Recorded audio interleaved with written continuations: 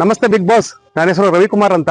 ನಾನು ಬೆಂಗಳೂರು ಮಹಾನಗರ ಸಾರಿಗೆ ಸಂಸ್ಥೆಯಲ್ಲಿ ಚಾಲಕನಾಗಿ ಕಳೆದ 18 ವರ್ಷಗಳಿಂದ ಕೆಲಸ ಮಾಡ್ತಾ ಇದ್ದೀನಿ.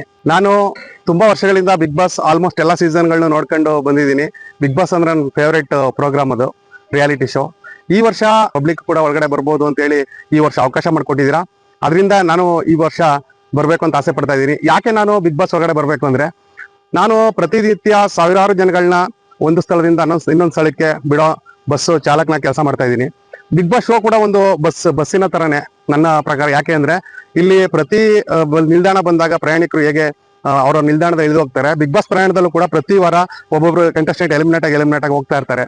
ಅದರಿಂದ ಬಿಗ್ ಬಾಸ್ ನಮ್ಮ ಬಸ್ಸಿನ ಪ್ರಯಾಣ ತರನೇ ಇರುತ್ತೆ. ಕೊನೆಯವರೆಗೂ ಉಳ್ಕೊಳ್ಳೋರು ಮಾತ್ರ ಗುರಿ ಮುಟ್ಟಕ್ಕೆ ಸಾಧ್ಯ ಆಗುತ್ತೆ.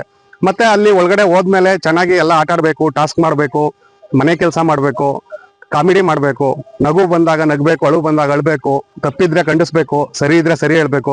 ಪ್ರತಿಯೊಂದು ಬಿಗ್ ಬಾಸ್ ಮನೆಯಲ್ಲಿ ಅಲ್ಲಿ ಏನು ಇರುತ್ತೆ ಅದು ಪ್ರತಿಯೊಂದು ನಾನು ಆಡ್ತೀನಿ ಅನ್ನೋ ನಂಬಿಕೆ ನನಗಿದೆ. ನೇರ ನಡೆ ನುಡಿ, ಸ್ವಾಭಿಮಾನ.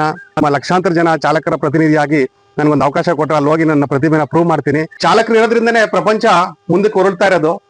ಪ್ರತಿಯೊಬ್ಬರಿಗೂ ಚಾಲಕರು ಬೇಕೇ ಬೇಕಾಗಿರುತ್ತೆ. ಒಬ್ಬ ಮನೆಯಿಂದ ಕೆಲ್ಸಕ್ಕೆ ಹೋಗೋರ್ಗೆ, ಮನೆಯಿಂದ ಕಾಲೇಜ್ಗೆ ಸ್ಕೂಲ್ಗೆ ಹೋಗೋರ್ಗೆ, ಮತ್ತೆ ಒಬ್ಬ ರಾಷ್ಟ್ರಪತಿ ಇರ್ಲಿ, ಪ್ರಧಾನಿ ಇರ್ಲಿ, ಮುಖ್ಯಮಂತ್ರಿ ಇರ್ಲಿ, ಪ್ರತಿಯೊಬ್ಬರಿಗೂ ಚಾಲಕರು ಬೇಕೇ ಬೇಕಾಗುತ್ತೆ ಅತ್ಯವಶ್ಯಕವಾಗಿ.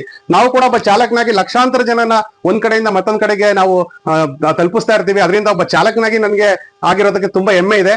ಅದರಿಂದ ಚಾಲಕನ ಪ್ರತಿನಿಧಿಯಾಗಿ, ಚಾಲಕರ ಎಲ್ಲರ ಪ್ರತಿನಿಧಿಯಾಗಿ ನನ್ಗೊಂದು ನೀವು ಅವಕಾಶ ಕೊಟ್ರೆ ನಾನು ಅಲ್ಲಿ ಬಂದು ನನ್ನ ಚಾಲಕರ ಪರವಾಗಿ ಧ್ವನಿ ಎತ್ತಿ ನನ್ನ ಒಂದು ಪ್ರತಿಭೆನ ಪ್ರೂವ್ ಮಾಡ್ಕೊಳ್ಳೋಕೆ ಒಂದು ಅವಕಾಶ ಆಗುತ್ತೆ ಬಿಗ್ ಬಾಸ್.